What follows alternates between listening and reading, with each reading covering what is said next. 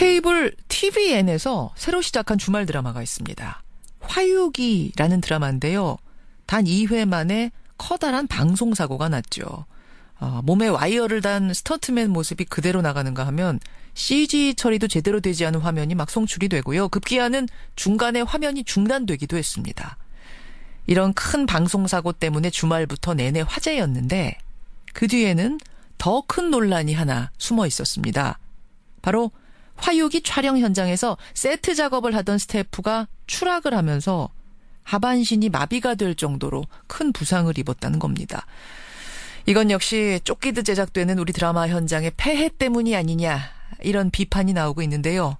자, 어떻게 된 얘기인지 그 추락 사고를 당한 스태프의 형 연결을 해보겠습니다. 나와 계십니까? 예.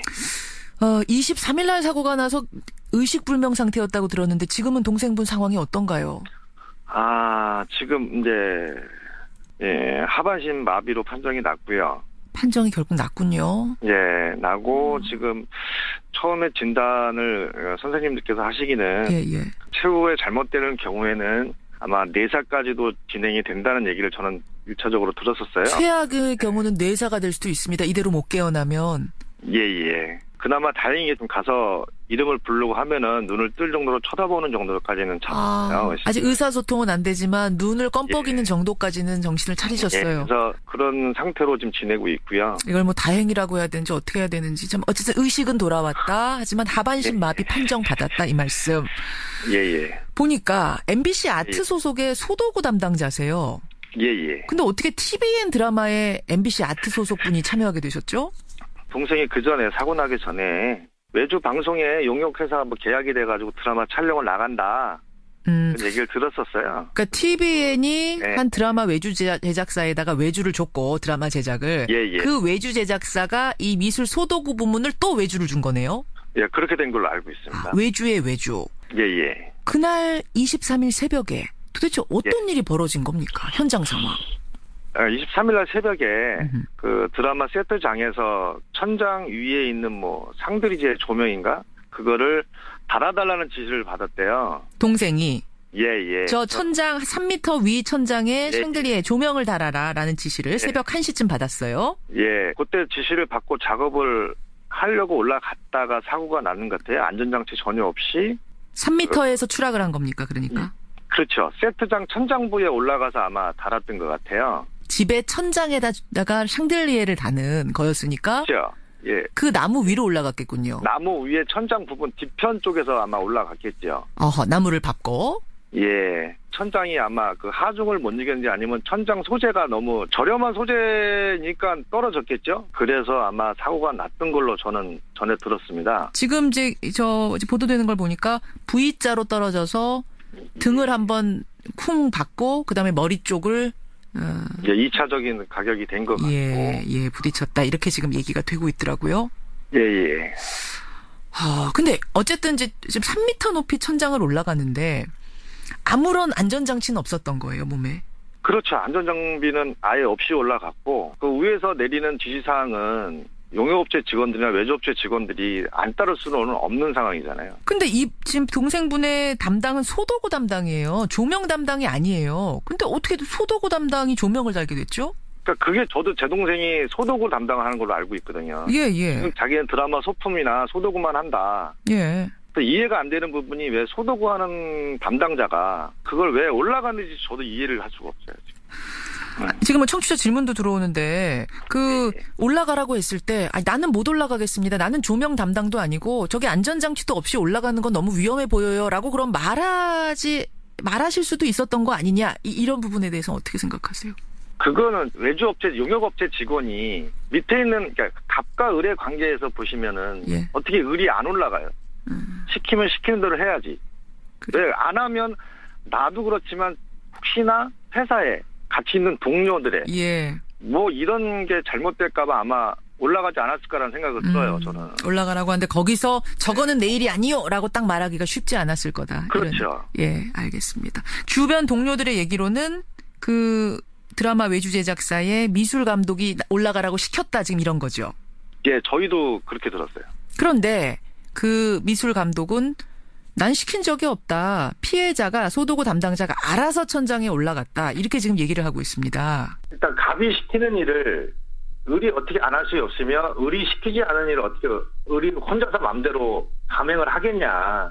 임의대로 할 수 있는 상황은 아닌데 전혀 말이 안 되는 상황이고요. 알겠습니다.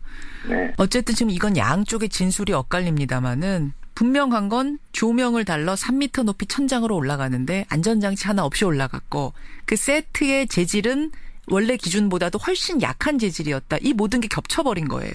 예. 그중에 하나라도 제대로 돼 있었다면 이런 일은 벌어지지 않았을 텐데 예.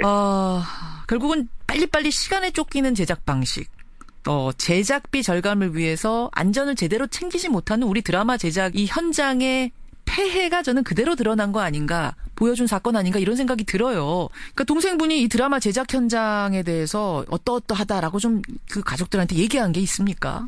좀 힘들다고 했어요. 이 드라마 하면서. 이 드라마 시작하면서. 드라마만 지금 찍은 이 경력이 20년이 넘는 친구인데 예. 그 계통에서는 베테랑이라고 볼 수 있어요.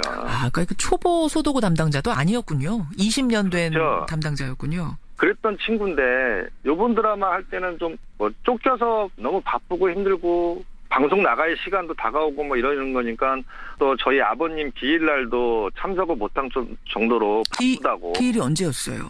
그러니까 사고 나기 이틀 전이 21일이었어요. 21일 날. 그 기일날도 어떻게 해서 동생이 짬을 잠깐 내서 와서 얼굴 도장 찍는다고. 예. 그래도 아버님 얼굴 한번 보겠다고 왔는데 계속 전화 오고 바쁘고 형 나 지금 계속 전화하고 이래서 빨리 가야 될 것 같다고. 유독 그러니까 다른 드라마 때보다도 더 바빴던 걸 가족들이 목격하셨군요. 예, 더 심했고 좀 힘들어하는 모습도 보였고. 저희는 솔직히 해서 23일 날 이게 방송인지를 몰랐어요. 가족들은. 23일이 첫 방송이었어요. 예, 그게 저희 동생이 찍던 드라마들은 보통 그렇게 바로바로 해서 방송을 나간 적이 없거든요.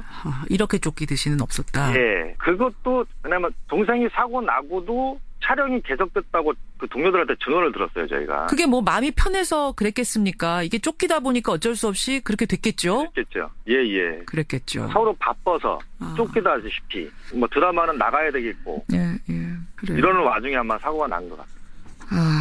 게다가 이 해당 방송사는 얼마 전에 드라마 조연출이 부당한 드라마 제작 시스템에 스트레스를 받아서 자살하는 그 일이 있었던 바로 또 그 방송사기 때문에 이래저래 이 드라마 현장의 폐해를 연상할 수밖에 없는데요. 사고가 난 후의 조치, 후속 조치는 적절했습니까? 거기 지면에는 뭐 사과문을 발표하고 사죄를 했다 그러는데 그 기사가 났더라고요. 예, 저도 CJ 측의 입장문을 가지고 있는데 화요기 제작진은 사고 발생 당시부터 상황의 심각성을 인지하고 피해자 가족들과 꾸준히 치료 경과에 대해 논의하고 있다. 사후 처리에 최선의 노력을 다하겠습니다. 이런 입장문을 냈는데 이 가족들 보시기에는 전혀 그게 없어요. 그러니까 먼저 지면에는 사과를 하고 사죄문을 발표합니다라고 했지 우리 가족한테 뭐 처음부터 얘기에 한마디도 해가지고 그걸 내보낸 게 없었어요. 알겠습니다. 지금 이제 누가 시켰느냐 아니면 자발적으로 올라갔느냐 이 부분은 여전히 엇갈리고 있기 때문에 조사를 좀 더 해봐야겠습니다만 분명한 건 우리가 한류 하면서도 이 한류를 이끄는 우리 드라마 제작 시스템에 대해서는 제대로 바로잡지 못하고 있다. 상당히 여전히 왜곡돼 있다는 이 사실만큼은 분명한 것 같습니다. 지금 말씀을 듣고 보니까요. 지금까지 큰 사고가 자주 일어나지 않았던 게 신기할 정도예요.